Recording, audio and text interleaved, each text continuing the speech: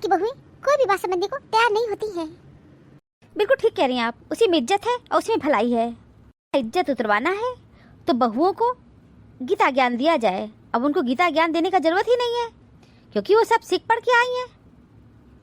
नहीं, माता पिता दोषी हैं। अब माता पिता अपने बच्चों को संस्कार नहीं दे रहे हैं, न उनको नैतिकता सिखा रहे हैं और न ही सामाजिकता। इसीलिए बच्चे उजड़ हो जा रहे हैं।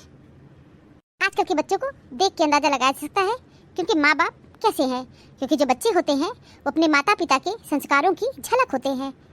नहीं दीदी, सभी माता पिता अपने बच्चों को अच्छा संस्कार ही देते हैं और कोई माता पिता नहीं चाहते कि उनके बच्चे उनका इंसल्ट करवाएं, उनका नाक कटवाएं। और बताओ, तुम्हारे घर में क्या चल रहा है? सब ठीक है दीदी, सब ठीक ठाक है। राधा, कुछ छुपाओ मत, बताओ। हम तो सुने हैं तुम्हारी बहू 9 बजे सो के उठती है, खाना पीना कभी बनाती है कभी नहीं बनाती है। दीदी क्या कर सकते हैं, लड़ाई झगड़ा करें? बजे सो के उठती है, मन होता है तो किचन में जाती है, मन नहीं होता है तो किचन में नहीं जाती है। लेकिन ये तो गलत है।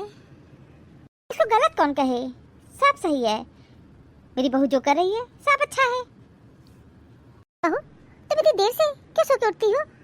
क्या है ताई जी, मेरी नींद ही नहीं खुलती है, तो मैं क्या करूं? मैं उठना तो चाहती हूँ, काम भी करना चाहती हूँ, पर मेरी नींद ही नहीं खुलती है।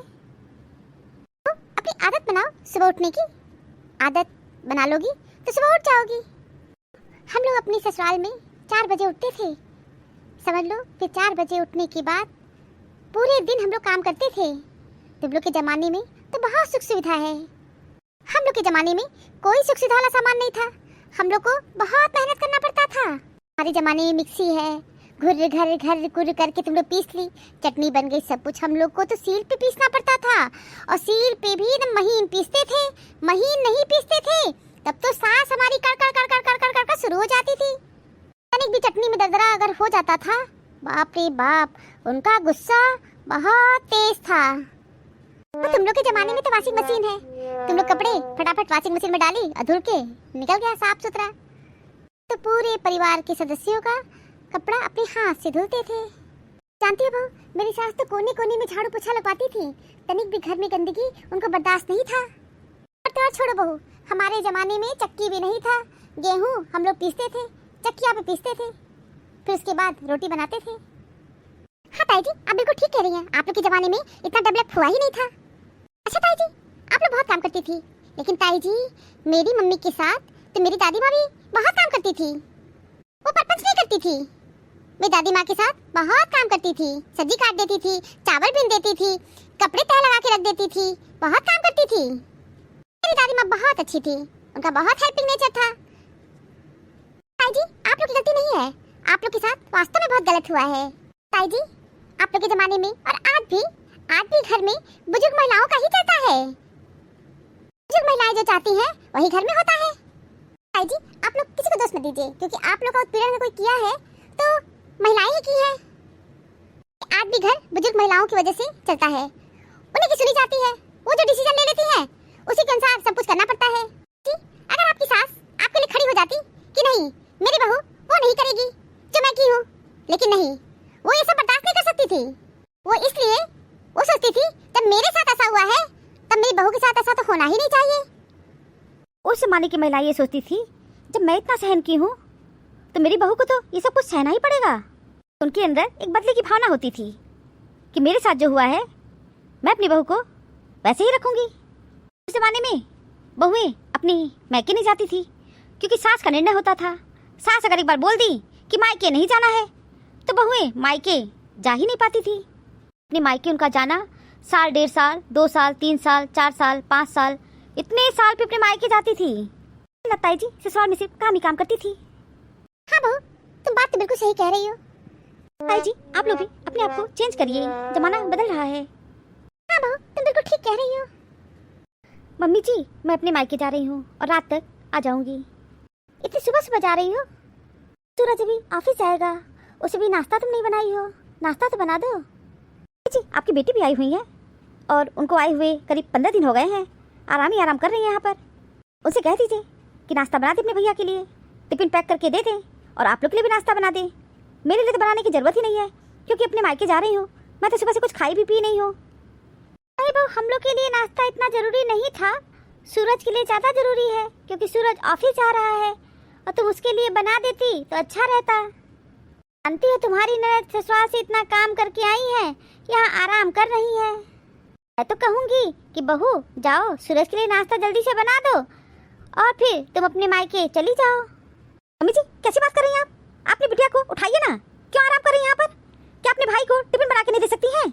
मायके में इतने अधिकार के साथ लड़कियाँ आती हैं और बस यहाँ पे आराम करने के लिए आती हैं। ये कौन सी बात है कि मम्मी जी? अपनी बिटिया को उठाइए और उनसे कहिए कि सबके लिए नाश्ता तैयार करके दे दें। आप लोग भी खाइए और अपने बेटे को भी पैक करके दे दीजिएगा। लो जाओ, तुमको देर हो रही हो गई। क्या मम्मी जी, धन्यवाद आपको। ताई जी प्रणाम, मम्मी जी प्रणाम। खुश रहो बहू। दीदी मेरी बहू का। हाँ उषा, सब सुन लिए, देख भी रहे हैं, समझ भी रहे हैं। अब इसको स्वीकार करो, लड़ाई झगड़ा करने की कोई जरूरत नहीं है। तुम्हारी बहू अपने पीहर गई है। एक काम करो, अपनी बिटिया से कह दो कि नाश्ता सबके लिए रेडी कर दे, उसको भी नाश्ता पैक करके दे दे।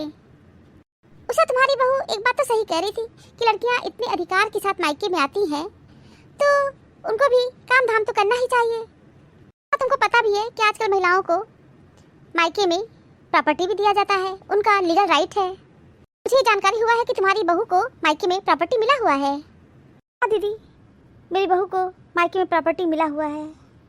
तो तुम भी अपनी बेटी को प्रॉपर्टी दोगी? हाँ दीदी, क्यों नहीं दूंगी अपनी बेटी को प्रॉपर्टी? बिल्कुल दूंगी अपनी बेटी को प्रॉपर्टी। मेरी बहू को मायके में उसकी प्रॉपर्टी मिला है तो मैं अपनी बेटी को प्रॉपर्टी क्यों नहीं दूंगी? बहुत अच्छी बात है, बहुत अच्छा सोची हो। तो उसी अधिकार से अपनी बेटी से कहो कि मायके में काम धाम भी किया करे। दीदी आपकी बात तो बिल्कुल सही है। तो जाओ ना, अपनी बेटी को उठाओ और कहो नाश्ता बनाए सबके लिए। सबसे पहले सूरज को बना के दे दे, फिर हम लोग के लिए नाश्ता तैयार करे। हाँ ठीक है दीदी, बुला रही हूँ। तो तुमको जाने की क्या जरूरत है, फोन करके बुला लो ना। बात तो बिल्कुल सही कह रही है, अभी कॉल मिला रही हूँ। क्या है मम्मी, किससे फोन की हो? सौम्या, मैं ये कह रही हूँ कि तुम्हारी भाभी अपने मायके चली गई है तो तुम नाश्ता बना दो सबके लिए और सबसे पहले अपने भैया को नाश्ता बना करके टिफिन में पैक करके दे दो, क्योंकि तुम्हारे भैया 10 बजे ऑफिस निकलेंगे। मम्मी ये कौन सी बात हो गई? भाभी अपने मायके चली गई तो क्या सुबह नाश्ता बना के नहीं जा सकती थी? बिटिया नाश्ता नहीं बनाई तो क्या करे, पकड़ के जबरदस्ती बनवाए? छोटी सी बच्ची है, नहीं बनाई तो नहीं बनाई। जाके जल्दी से अपने भैया को नाश्ता बना के दे दो आगे। क्या मम्मी, तुम भी ना परेशान करने लगी। बिटिया तुमको मैं परेशान कहाँ कर रही हूँ? नाश्ता बनाने के लिए कह रही हूँ। मम्मी मैं सो रही हूँ ना, मुझे सोने नहीं दोगी? बिटिया ये सोने का समय नहीं है, 8 बज रहा है, उठ जाओ। मम्मी मैं भी नहीं उठूंगी और मैं नाश्ता भी नहीं बनाऊंगी। एक काम करो मम्मी, जाओ तुम्ही किचन में नाश्ता बना दो। बिटिया कैसी बात कर रही हो? तुम्हारी तो काम करने की आदत है, तुम भाभी साथ काम नहीं करती हो क्या? 4 दिन यहाँ आराम करने आई हो तो मुझे आराम भी नहीं करने दे रही हो। प्लीज मम्मी मुझे आराम करने दो। मैं दोपहर का लंच तैयार कर दूंगी, चावल दाल बनाना पड़ेगा ना, मैं तो चावल दाल और चटनी बना दूंगी, सलाद भी काट दूंगी। तो प्लीज मम्मी मुझे भी सोने दो और जाके तुम नाश्ता तैयार कर लो। बिटिया तुम ससुराल में काम नहीं करती हो क्या? सुबह का नाश्ता नहीं बनाती हो, दोपहर का लंच नहीं तैयार करती हो, रात का डिनर तैयार नहीं करती हो क्या? मम्मी मैं अपने ससुराल में इतना काम नहीं करती हूँ, मेरी सास बहुत काम करती है मेरे साथ, बहुत हेल्पिंग नेचर है उनका। मम्मी मुझे ससुराल बहुत अच्छा मिला है, मेरी सास का बहुत हेल्पिंग नेचर है और सुबह का नाश्ता वही तैयार करती हैं। यही नहीं मम्मी, मुझे वो परोस के भी देती है। मम्मी मैं दोपहर में आराम से चावल दाल तैयार कर देती हूँ और तुम तो जानती हो चावल दाल बनाने में टाइम भी नहीं लगता है।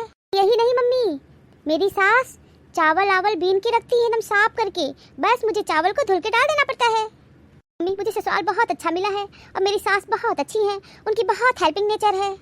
बिटिया तुमने माँ के साथ तनिक भी हेल्प नहीं कर रही हो, तो तनिक भी हेल्पिंग नेचर नहीं है।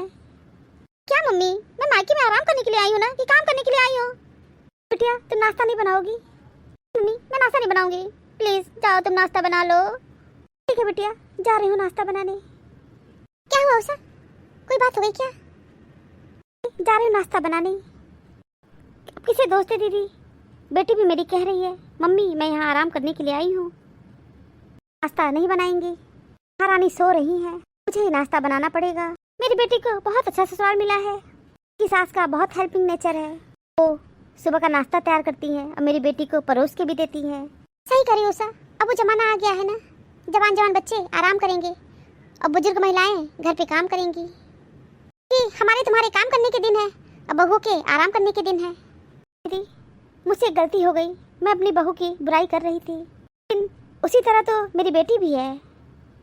हाँ बिल्कुल ठीक कह रही हो। उषा नाश्ता बना दो सबके लिए, तुम कहो तो हम भी तुम्हारे साथ किचन में चले, दोनों लोग बात करते करते नाश्ता भी बन जाएगा। नहीं दीदी, हम बना लेंगे नाश्ता, आज भी हम बहुत फास्ट काम करते हैं। आप बैठिए, मैं नाश्ता बना लूंगी। उषा तुम्हारे साथ किचन में चलते हैं और दोनों लोग साथ साथ मिलके नाश्ता बना लेंगे, बहुत जल्दी बन जाएगा। दीदी आप 4 दिन के लिए आई हैं और यहाँ काम करेंगी। उषा चलो चलते हैं तुम्हारे साथ किचन में, बातें भी करेंगे और काम भी होता रहेगा, हम थोड़ा बहुत काम कर देंगे तुम्हारा। दीदी आप मानेंगी नहीं क्या? आइए आप किचन में खड़ी रहिएगा, बातें करिएगा, हम फटाफट काम कर लेंगे। हम लोग बातें भी करेंगे और काम भी हो जाएगा। लहरों का शोर नहीं, तुम सागर का शांत सुनो। कुछ बड़ा करना है जीवन में तुमको तो तुम एकांत चुनो। यूं ही आसान नहीं होता मंजिल का मिल जाना। मंजिल को पाने की खातिर अपना एक सिद्धांत चुनो। इंसान जब हथेली की रेखाओं में भविष्य ढूंढने लगे तब समझ लेना कि उसकी बाजियों में ताकत और मन में विश्वास खत्म हो गया है। Thank you for watching this video. Video अच्छी लगी हो तो लाइक और शेयर करना ना भूलें और चैनल को सब्सक्राइब नहीं किया है तो फटाफट सब्सक्राइब कीजिए। मिलते हैं अगली वीडियो में एक नई स्टोरी के साथ। तब तक आप लोग अपना बहुत ख्याल रखिए, हमेशा हंसते मुस्कुराते रहिए। आप सभी को बहुत बहुत धन्यवाद, बहुत बहुत धन्यवाद। तो प्लीज़ मेरे चैनल को सब्सक्राइब कीजिए। Thank you.